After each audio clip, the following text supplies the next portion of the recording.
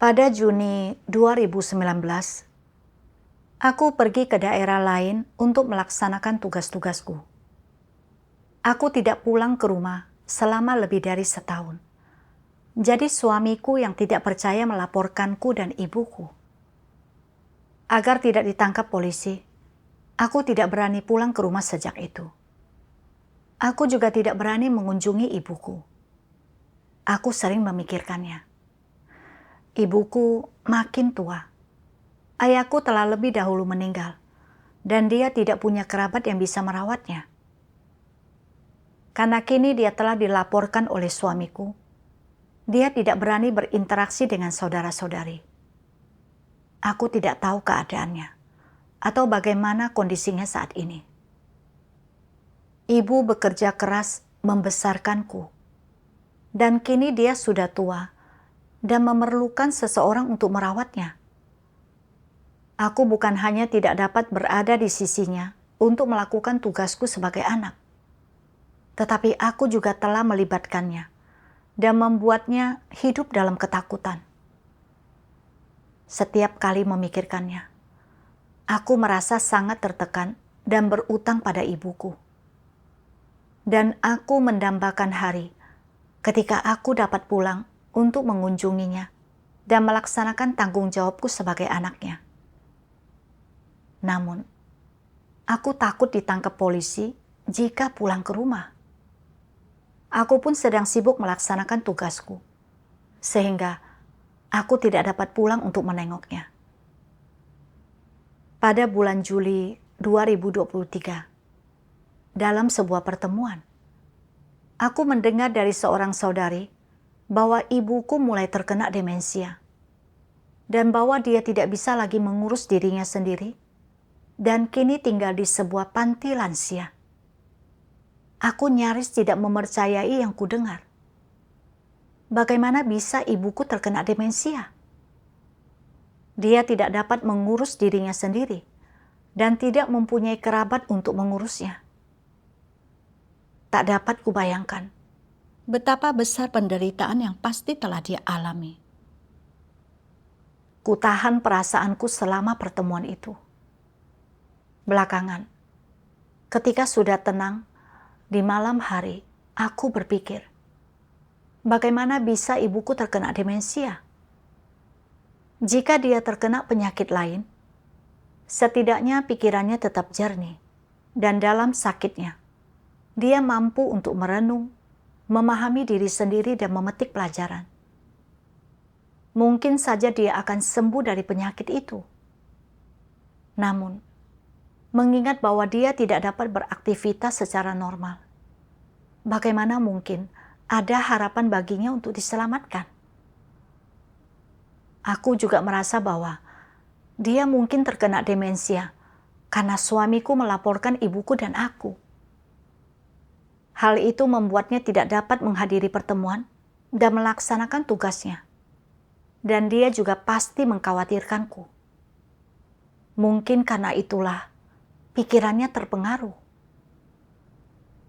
Seandainya aku dapat melaksanakan tugas-tugasku di daerah asalku, aku mungkin dapat merawatnya, sekaligus mempersekutukan firman Tuhan dengannya dan mendukungnya.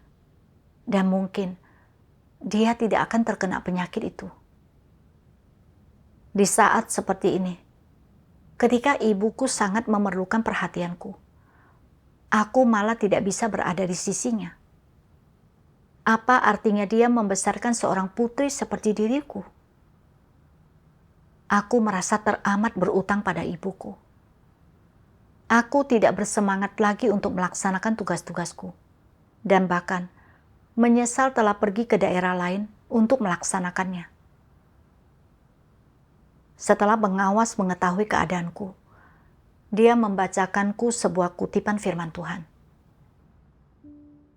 Tuhan Yang Maha Kuasa berfirman, "Orang tuamu sakit parah atau mengalami kemalangan besar adalah hal yang memang seharusnya mereka alami. Dalam kehidupan manusia, mengalami lahir, tua, sakit, dan mati, serta menghadapi berbagai hal baik besar maupun kecil, adalah hal yang sangat normal. Jika engkau sudah dewasa, engkau seharusnya menyikapi hal-hal ini dengan tenang dan benar. Jangan terlalu menyalahkan diri sendiri atau merasa terlalu berutang budi karena engkau tidak mampu merawat orang tuamu, dan terlebih lagi, jangan mencurahkan terlalu banyak tenaga untuk hal ini sehingga memengaruhi pengejaranmu akan kebenaran dan pelaksanaan tugasmu dengan baik. Beberapa orang berpikir bahwa orang tua sakit karena mereka merindukan anak-anaknya. Benarkah demikian? Sebagian orang memiliki anak-anak yang mendampingi mereka sepanjang tahun, tetapi bukankah mereka tetap jatuh sakit? Kapan orang jatuh sakit dan penyakit apa yang mereka derita dalam hidup mereka? Semuanya diatur oleh tangan Tuhan. Dan tidak ada hubungannya dengan apakah anak-anak mereka berada di sisi mereka atau tidak. Jika Tuhan tidak mengatur bahwa dalam perjalanan nasibnya, orang tuamu akan jatuh sakit, maka tidak akan terjadi apa-apa pada mereka, sekalipun engkau tidak bersama mereka. Jika mereka ditakdirkan untuk menghadapi penyakit atau kemalangan besar dalam hidup mereka, bagaimana engkau dapat mengubahnya sekalipun engkau berada di sisi mereka? Mereka tetap tidak akan bisa menghindarinya, bukan? Hanya saja, sebagai anak mereka, karena engkau memiliki ikatan darah dengan orang tuamu, engkau akan merasa sedih ketika mendengar mereka sakit. Ini sangat normal. Namun, engkau tidak perlu merenungkan cara membantu orang tuamu lepas dari rasa sakit mereka atau menyelesaikan kesulitan mereka karena mereka menghadapi penyakit atau kemalangan besar. Orang tuamu sudah sering mengalami hal-hal semacam ini. Jika Tuhan mengatur lingkungan untuk menyingkirkan masalah-masalah ini dari mereka, maka cepat atau lambat masalah-masalah itu akan lenyap sepenuhnya. Jika masalah-masalah ini adalah rintangan hidup bagi mereka, dan itu adalah hal-hal yang harus mereka alami, maka mereka tidak bisa menghindarinya. Dan berapa lama mereka harus mengalaminya adalah terserah Tuhan. Orang-orang tidak bisa mengubah hal ini.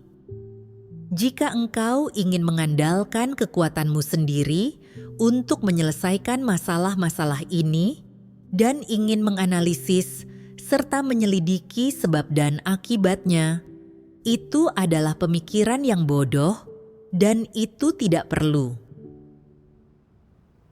Setelah membaca firman Tuhan, aku memahami bahwa kelahiran, penuaan, penyakit dan kematian manusia adalah hukum yang telah ditetapkan oleh Tuhan. Segala kesukaran dan penderitaan yang harus dilewati oleh seseorang dalam hidup telah ditentukan oleh Tuhan, dan aku tidak boleh menelaah atau meneliti hal-hal ini dari sudut pandang manusia. Yang harus kulakukan adalah menerimanya dari Tuhan dan belajar untuk tunduk pada penataan dan pengaturannya. Ibuku telah terkena demensia, dan itu adalah penderitaan yang harus dia tanggung. Dan itu berkaitan dengan nasibnya sendiri. Hal itu tidak timbul karena dia mengkhawatirkanku, atau karena aku tidak ada di sana untuk merawatnya. Namun, aku secara keliru berpikir bahwa seandainya aku ada di sana untuk merawat dan menolongnya di jalan masuk kehidupannya, dia tidak akan terkena penyakit itu.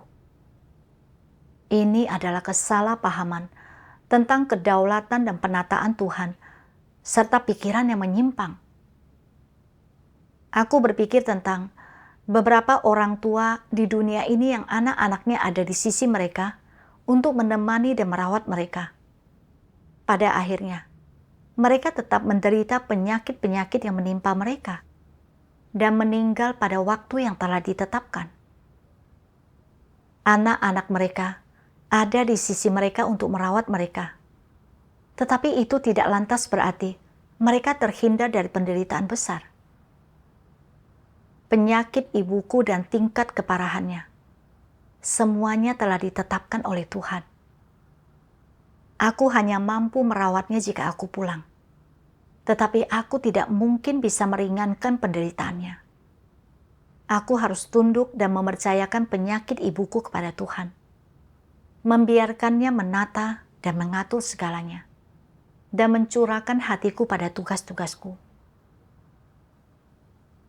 Pada bulan Januari 2024, aku tiba-tiba mendapat kabar bahwa ibuku telah meninggal karena penyakitnya sebulan lalu. Berita ini betul-betul membuatku terpukul.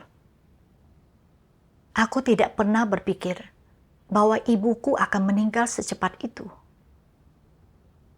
Beberapa tahun belakangan, aku terus berharap bisa memperoleh kesempatan untuk pulang dan bertemu ibuku.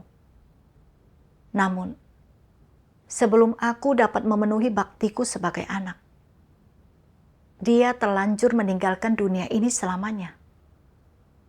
Aku tidak lagi memiliki kesempatan untuk menjadi anak yang berbakti baginya. Aku merasa sangat sedih dan sulit menahan air mata. Di dalam hatiku, aku terus memohon kepadanya agar aku jangan sampai mengeluh kepadanya atau salah memahaminya.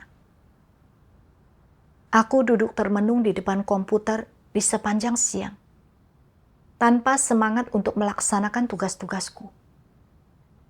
Aku memikirkan bahwa aku tidak merawat ibuku ketika sakit, dan aku bahkan tidak dapat bertemu dengannya untuk terakhir kalinya sebelum dia meninggal. Aku merasa sangat menyesal dan berutang. Aku tahu bahwa kerabat dan kenalanku pasti mencelaku sebagai orang yang tidak berhati nurani dan menyebutku putri yang tidak tahu terima kasih dan tidak berbakti. Beberapa hari berikutnya, meskipun aku melaksanakan tugas-tugasku, aku betul-betul tidak bersemangat. Pikiranku dipenuhi oleh bayangan ibuku yang menderita penyakit. Kubayangkan bahwa dia pasti mendambakan diriku pulang ke rumah untuk melihatnya terakhir kali sebelum dia meninggal. Makin aku memikirkannya, makin aku merasa berutang kepada ibuku. Dan air mata tidak berhenti mengalir. Dalam beberapa hari itu, aku betul-betul linglung. Belakangan, aku menyadari bahayanya jika aku terus begini. Jadi aku berdoa kepada Tuhan, meminta Tuhan untuk menuntunku untuk lepas dari belenggu perasaanku dan tidak lagi terganggu. Kutemukan sebuah bagian firman Tuhan yang cukup menolong bagiku. Tuhan Yang Maha Kuasa berfirman, "Sakitnya orang tuamu sudah sangat mengejutkan bagimu, apalagi meninggalnya orang tuamu, itu akan jauh lebih mengejutkan bagimu." Jadi, sebelum ini terjadi, bagaimana seharusnya engkau mengatasi pukulan tak terduga yang akan disebabkannya terhadapmu, agar itu tidak akan berdampak, mengganggu, atau memengaruhi pelaksanaan tugasmu atau jalan yang kau tempuh? Pertama-tama, mari kita melihat apa sebenarnya arti kematian dan apa sebenarnya arti meninggal. Bukankah itu berarti orang meninggalkan dunia ini? Itu berarti nyawa yang seseorang miliki, yang hadir dalam bentuk fisik, dihapuskan dari dunia material yang dapat dilihat manusia, lalu menghilang. Orang itu kemudian terus hidup di dunia lain, dalam wujud lain. Meninggalnya orang tuamu berarti hubungan yang kau miliki dengan mereka di dunia ini telah terputus, hilang, dan berakhir. Mereka sedang hidup di dunia lain, dalam wujud lain. Mengenai bagaimana kehidupan mereka di dunia lain, apakah mereka akan kembali ke dunia ini, bertemu kembali denganmu, atau memiliki semacam hubungan daging atau keterikatan emosional denganmu, ini telah ditetapkan oleh Tuhan, dan hal ini tidak ada kaitannya denganmu. Singkatnya, meninggalnya mereka berarti bahwa misi mereka di dunia ini telah berakhir, dan tanda titik telah dibubuhkan pada misi mereka. Ketika misi mereka dalam kehidupan ini dan di dunia ini telah berakhir, hubunganmu dengan mereka juga telah berakhir. Meninggalnya orang tuamu hanya akan menjadi kabar terakhir yang kau dengar tentang mereka di dunia ini, dan tahap terakhir yang kau lihat atau kau dengar dalam hal pengalaman mereka dilahirkan, menua, jatuh sakit, dan meninggal dalam hidup mereka, hanya itu saja. Kematian mereka tidak akan mengambil apapun darimu atau memberimu apapun. Mereka hanya akan meninggal. Dan perjalanan mereka sebagai manusia kali ini telah berakhir. Jadi, dalam hal meninggalnya mereka, entah itu kematian karena kecelakaan, kematian biasa, kematian karena penyakit, dan sebagainya, apapun yang terjadi, jika bukan karena kedaulatan dan pengaturan Tuhan, tak ada seorang pun atau kekuatan apapun yang dapat merenggut nyawa mereka.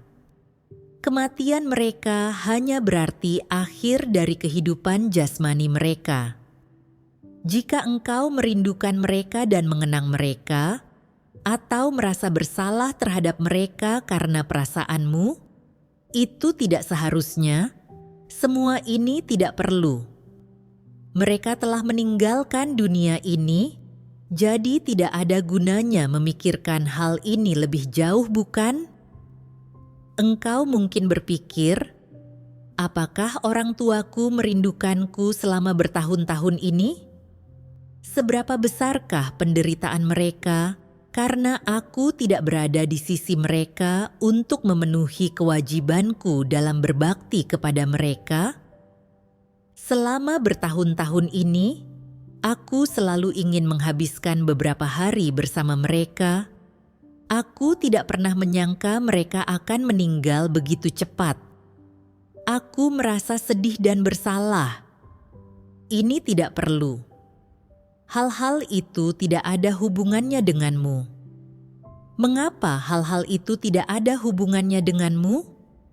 Karena baik memenuhi kewajibanmu dalam berbakti maupun menemani mereka, bukanlah kewajiban atau tugas yang telah Tuhan berikan kepadamu. Tuhan telah menakdirkan seberapa banyak berkat dan seberapa banyak penderitaan yang akan dialami orang tuamu karenamu. Ini sama sekali tidak ada hubungannya denganmu. Mereka tidak akan hidup lebih lama karena engkau menemani mereka, dan mereka tidak akan hidup lebih singkat karena engkau jauh dari mereka dan tidak bisa sering bersama mereka. Tuhan telah menakdirkan berapa lama mereka akan hidup, dan itu tidak ada kaitannya denganmu. Oleh karena itu, jika engkau mendengar kabar bahwa orang tuamu telah meninggal selama masa hidupmu, engkau tidak perlu merasa bersalah. Engkau harus menyikapi hal ini dengan cara yang benar dan menerimanya. Firman Tuhan sangatlah jelas. Kelahiran, penuaan, penyakit dan kematian manusia telah ditetapkan oleh Tuhan. Tidak peduli seberapa tua usia seseorang atau bagaimana dia meninggal. Entah kematiannya normal atau karena kecelakaan. Semua hal itu telah ditentukan oleh Tuhan dan tidak ada yang dapat mengubahnya. Cara meninggalnya ibuku juga bagian dari kedaulatan dan pengaturan Tuhan yang telah Tuhan tentukan bahkan sebelum kelahirannya. Dan kini, karena waktunya telah tiba, kepergiannya adalah sesuatu yang wajar. Bahkan, sekalipun aku berada di sisinya untuk merawatnya, aku tidak akan dapat menjaganya agar tetap hidup. Kuingat ketika ayahku sakit, kubawa dia ke rumah sakit untuk dirawat, dan aku berada di sisinya untuk merawatnya dengan hati-hati selama beberapa bulan. Namun, aku tidak dapat mengangkat penderitaannya, dan akhirnya dia meninggal juga karena penyakitnya. Kelahiran, penuaan, penyakit, dan kematian manusia, semuanya telah ditentukan oleh Tuhan. Aku tidak dapat mengangkat penderitaan orang tuaku ataupun memperpanjang usia mereka. Jadi, aku harus tetap bersikap rasional dan tunduk kepada kedaulatan dan pengaturan Tuhan. Aku juga teringat bahwa ibuku telah menderita berbagai penyakit lain sebelum dia percaya kepada Tuhan. Semua dokter berkata bahwa dia tidak akan hidup lama. Namun, sejak dia percaya kepada Tuhan, berbagai penyakitnya membaik. Ibuku dapat hidup hingga usia 70-an saja, sudah merupakan kasih karunia dan berkat dari Tuhan. Ketika menyadari itu, aku merasa agak lega. Dan aku tidak lagi merasa terlalu bersalah dan menyalahkan diri sendiri atas kematian ibuku. Lalu, aku membaca sebuah bagian dari firman Tuhan. Tuhan Yang Maha Kuasa berfirman, "Ada pepatah di dunia orang tidak percaya yang berbunyi, gagak membalas budi kepada induknya dengan memberi mereka makan, dan domba berlutut untuk menerima susu dari induknya." Ada juga pepatah yang ini, orang yang tidak berbakti lebih rendah daripada binatang buas. Betapa terdengar muluk-muluknya semua pepatah ini. Sebenarnya, fenomena yang disebutkan dalam pepatah pertama, bahwa gagak membalas budi kepada induknya dengan memberi mereka makan, dan domba berlutut untuk menerima susu dari induknya, memang benar-benar ada. Ini adalah fakta. Namun, hal tersebut hanyalah fenomena di dunia makhluk hidup. Itu semacam hukum yang telah Tuhan tetapkan bagi berbagai makhluk hidup. Semua makhluk hidup, termasuk manusia, menaati hukum ini, dan hal ini makin menunjukkan bahwa semua makhluk hidup diciptakan oleh Tuhan. Tidak ada makhluk hidup yang dapat melanggar hukum ini, dan tidak ada makhluk hidup yang mampu melampauinya. Bahkan karnivor yang relatif ganas, seperti singa dan harimau pun mengasuh keturunan mereka dan tidak menggigit mereka sebelum mereka menjadi dewasa. Ini adalah naluri binatang. Apapun spesies mereka, baik mereka ganas maupun jinak dan lembut, semua binatang memiliki naluri ini. Segala jenis makhluk, termasuk manusia, hanya dapat terus berkembang biak dan bertahan hidup dengan mematuhi naluri dan hukum ini. Jika mereka tidak mematuhi hukum ini atau tidak memiliki hukum dan naluri ini, tidak mungkin mereka dapat berkembang biak dan bertahan hidup. Rantai biologis tidak akan ada, dan dunia ini pun tidak akan ada. Bukankah benar demikian? Gagak membalas budi kepada induknya dengan memberi mereka makan, dan domba berlutut untuk menerima susu dari induknya, memperlihatkan dengan tepat bahwa dunia makhluk hidup mematuhi hukum semacam ini. Semua jenis makhluk hidup memiliki naluri ini. Begitu keturunan dilahirkan, mereka dirawat dan diasuh oleh betina atau jantan dari spesies tersebut sampai mereka menjadi dewasa. Semua jenis makhluk hidup mampu memenuhi tanggung jawab dan kewajiban mereka kepada keturunan mereka dengan penuh kesungguhan dan tanggung jawab membesarkan generasi berikutnya. Inilah yang terlebih lagi harus manusia lakukan. Manusia sendiri menyebut dirinya binatang yang lebih tinggi. Jika mereka tidak mampu mematuhi hukum ini dan tidak memiliki naluri ini, berarti manusia lebih buruk daripada binatang, bukan? Oleh karena itu, tidak peduli seberapa banyak orang tuamu merawatmu, atau seberapa banyak mereka memenuhi tanggung jawab mereka kepadamu saat mereka membesarkanmu, mereka hanya melakukan sesuatu yang seharusnya dilakukan makhluk ciptaan. Ini adalah naluri mereka. Semua jenis makhluk hidup dan binatang memiliki naluri dan hukum ini, dan mereka mematuhinya dengan sangat baik, melaksanakannya dengan sempurna. Ini adalah sesuatu yang tidak dapat dihancurkan oleh siapapun. Ada juga beberapa binatang khusus, seperti harimau dan singa. Ketika binatang-binatang ini sudah dewasa, mereka meninggalkan orang tua mereka, dan beberapa binatang jantan bahkan menjadi saingan, menggigit, bersaing, dan bertarung jika perlu. Ini adalah hal yang normal, ini adalah hukum. Mereka tidak memperhatikan perasaan, dan mereka tidak hidup di tengah perasaan seperti manusia yang selalu ingin membalas kebaikan orang tua karena telah membesarkan mereka, selalu khawatir jika tidak menunjukkan bakti kepada orang tua, orang lain akan mengutuk, mencaci maki, dan mengkritik mereka di belakang. Ide-ide ini tidak ada dalam dunia binatang. Mengapa orang mengatakan hal-hal seperti itu? Karena di tengah masyarakat dan di dalam kelompok masyarakat ada berbagai ide dan pandangan umum yang keliru.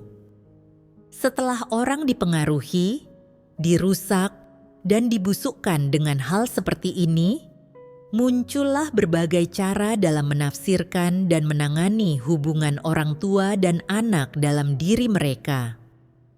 Pada akhirnya, mereka memperlakukan orang tua mereka sebagai kreditur yang tidak akan pernah mampu mereka bayar seumur hidup. Bahkan ada orang-orang yang merasa bersalah seumur hidup setelah orang tua mereka meninggal, merasa bersalah karena gagal membalas kebaikan orang tua, sebab mereka pernah melakukan sesuatu yang tidak membuat orang tua mereka senang, atau tidak sesuai dengan keinginan orang tua mereka. Katakan kepadaku, bukankah ini berlebihan? Manusia hidup di tengah perasaan mereka, sehingga mereka hanya dapat disusupi dan diganggu oleh berbagai gagasan yang berasal dari perasaan tersebut. Setelah membaca firman Tuhan, aku memahami bahwa aku merasa begitu pedih karena aku telah ditanamkan budaya tradisional beracun seperti orang yang tidak berbakti lebih rendah daripada binatang buas, dan membesarkan anak-anakmu untuk merawatmu di masa tua. Aku mempercayainya karena orang tuaku bekerja keras untuk membesarkanku, menyediakan makanan, pakaian, dan pendidikan untukku. Karena aku belum berkesempatan untuk membalas kebaikan ayahku yang telah mengasuhku sebelum dia meninggal. Dan jika aku tidak membalas kebaikan ibuku, aku akan benar-benar menjadi anak durhaka dan bahkan lebih rendah daripada binatang buas. Aku memandang nilai-nilai tradisional ini sebagai hal-hal dan prinsip-prinsip positif yang harus dijalankan, tanpa menyadari bahwa hidupku berasal dari Tuhan. Ibuku hanya melahirkan dan membesarkanku, dan orang tuaku hanya memenuhi tanggung jawab dan kewajiban mereka lewat segala hal yang mereka lakukan untukku. Itu tidak dapat dianggap sebagai kebaikan. Ketika merenungkannya, jika Tuhan tidak memperhatikan dan melindungiku selama aku bertumbuh dewasa, aku mungkin tidak akan hidup saat ini. Ketika masih muda, aku pergi berperahu bersama seorang teman, dan perahu itu terbalik. Kami berdua jatuh ke sungai dan nyaris tenggelam. Namun, untungnya ada 2 orang dewasa yang sedang memancing di pinggir sungai dan menyelamatkan kami. Waktu itu, kupikir aku hanya beruntung. Namun, belakangan setelah membaca firman Tuhan dan mengetahui bahwa Tuhan mengawasi umat manusia siang malam, aku menyadari bahwa sesungguhnya kejadian itu adalah wujud perhatian dan perlindungan Tuhan. Selain itu, orang tuaku yang merawat dan membesarkanku juga adalah ketetapan Tuhan. Namun, aku tidak berterima kasih kepada Tuhan atas perhatian dan perlindungannya, ataupun melaksanakan tugas-tugasku dengan sepatutnya. Aku malah merasa berutang kepada ibuku karena tidak dapat merawatnya, dan hal itu bahkan memengaruhi tugas-tugasku. Khususnya setelah mengetahui meninggalnya ibuku, aku bahkan merasa lebih bersalah dan tersiksa karena tidak dapat merawatnya di masa tua dan mengantar kepergiannya dengan layak. Aku bahkan menyesal meninggalkan rumah untuk melaksanakan tugas-tugasku. Bukankah itu berarti aku sama sekali tidak berhati nurani? Aku telah terpengaruh dan dirusak oleh gagasan-gagasan budaya tradisional. Dan aku benar-benar tidak dapat membedakan benar dan salah. Belakangan, aku membaca 2 bagian firman Tuhan yang mengajariku cara memperlakukan orang tuaku. Tuhan Yang Maha Kuasa berfirman, "Ketika memperlakukan orang tuamu, apakah engkau memenuhi kewajibanmu sebagai anak untuk merawat mereka atau tidak? Itu harus sepenuhnya didasarkan pada keadaan pribadimu dan pengaturan Tuhan. Bukankah ini menjelaskan masalahnya dengan sempurna? Ada seseorang yang ketika meninggalkan orang tuanya, merasa sangat berutang kepada mereka dan merasa tidak melakukan apapun bagi orang tuanya. Namun, ketika dia kemudian tinggal bersama orang tuanya, dia sama sekali tidak berbakti kepada mereka dan tidak memenuhi kewajiban apapun. Apakah dia orang yang benar-benar berbakti? Ini hanyalah kata-kata kosong. Apapun yang engkau lakukan, apapun yang engkau pikirkan, atau apapun yang engkau rencanakan, semua itu tidak penting. Hal yang penting adalah apakah engkau mampu memahami dan sungguh-sungguh percaya bahwa semua makhluk ciptaan berada di tangan Tuhan. Beberapa orang tua memiliki berkat itu dan ditakdirkan untuk dapat menikmati kebahagiaan keluarga dan kebahagiaan memiliki keluarga besar yang sejahtera. Ini adalah kedaulatan Tuhan dan berkat yang Tuhan berikan kepada mereka. Beberapa orang tua tidak ditakdirkan seperti ini. Tuhan tidak mengatur hal ini bagi mereka. Mereka tidak diberkati dengan kebahagiaan memiliki keluarga yang bahagia atau dengan kebahagiaan memiliki anak-anak yang tinggal bersama mereka. Ini adalah pengaturan Tuhan dan manusia tidak dapat memaksakan hal ini. Apapun yang terjadi, pada akhirnya dalam hal berbakti, setidaknya orang harus memiliki pola pikir yang mau tunduk. Jika lingkungan mengizinkan dan engkau memiliki sarana untuk melakukannya, engkau dapat menunjukkan baktimu kepada orang tuamu. Jika lingkungan tidak mengizinkan dan engkau tidak memiliki sarananya, Jangan berusaha memaksakannya. Disebut apakah sikap seperti ini? Ini disebut ketundukan. Bagaimana engkau dapat memiliki ketundukan seperti ini? Atas dasar apa engkau harus tunduk? Engkau harus tunduk atas dasar bahwa semua hal ini diatur oleh Tuhan dan dikendalikan oleh Tuhan. Meskipun manusia mungkin ingin memilih, mereka tidak bisa, mereka tidak berhak untuk memilih, dan mereka harus tunduk. Setelah engkau merasa bahwa manusia sudah seharusnya tunduk dan bahwa segala sesuatu telah diatur oleh Tuhan, bukankah hatimu akan merasa lebih tenang? Lalu, akankah hati nuranimu tetap merasa tertegur?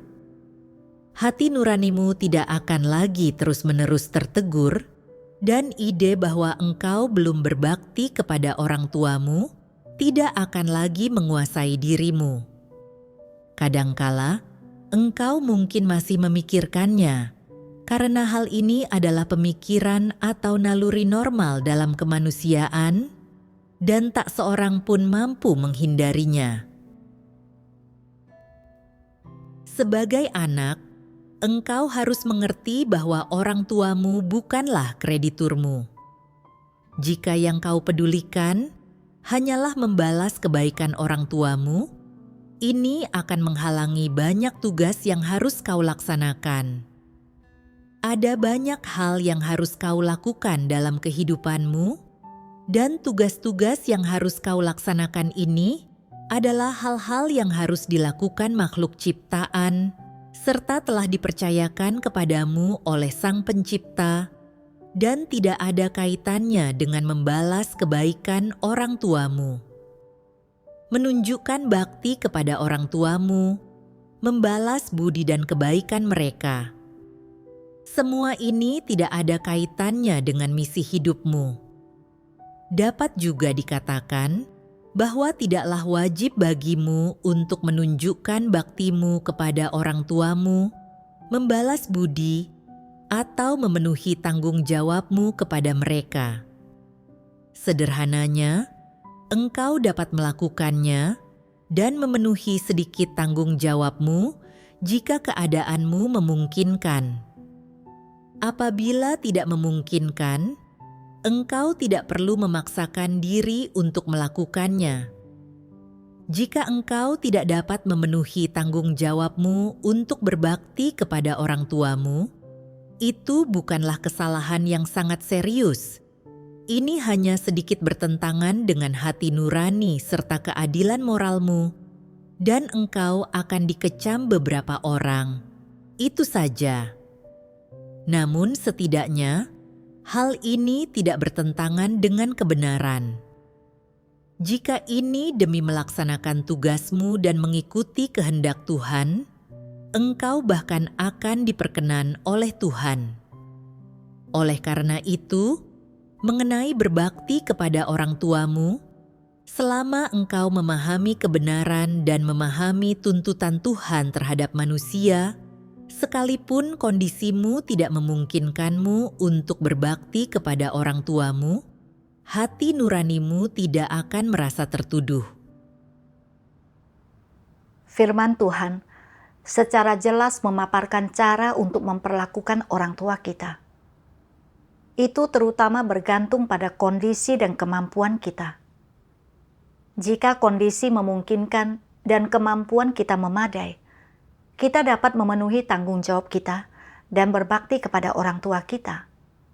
Namun, jika keadaan tidak memungkinkan, kita tidak perlu bersikeras melakukannya. Dan kita harus tunduk kepada penataan dan pengaturan Tuhan. Ketidakmampuanku untuk merawat ibuku sejak dia sakit sampai meninggal tidak berarti bahwa aku tidak berperasaan atau tidak tahu berterima kasih. Aku ingin berbakti pada ibuku. Tetapi karena aku dianiaya dan diburu oleh Partai Komunis, karena percaya kepada Tuhan di sebuah negara ateis, aku tidak dapat pulang ke rumah. Itu tidak menunjukkan bahwa aku tidak berhati nurani. Selain itu, aku mempunyai misiku sendiri dalam percaya kepada Tuhan, yakni dengan melaksanakan tugas-tugas makhluk ciptaan. Jika aku menyebabkan diriku sendiri tidak mampu melaksanakan tugas-tugasku, karena hanya berfokus untuk menjadi anak berbakti bagi ibuku, itu berarti bahwa aku benar-benar tidak berhati nurani. Ketika menyadari ini, aku tidak lagi tertuduh oleh hati nurani sendiri, dan aku mampu melaksanakan tugas-tugasku dengan hati yang tenang. Firman Tuhanlah yang mengubah cara pandangku yang keliru, sehingga aku dapat menghadapi peristiwa meninggalnya ibuku secara tepat dan menemukan rasa kebebasan dalam hatiku.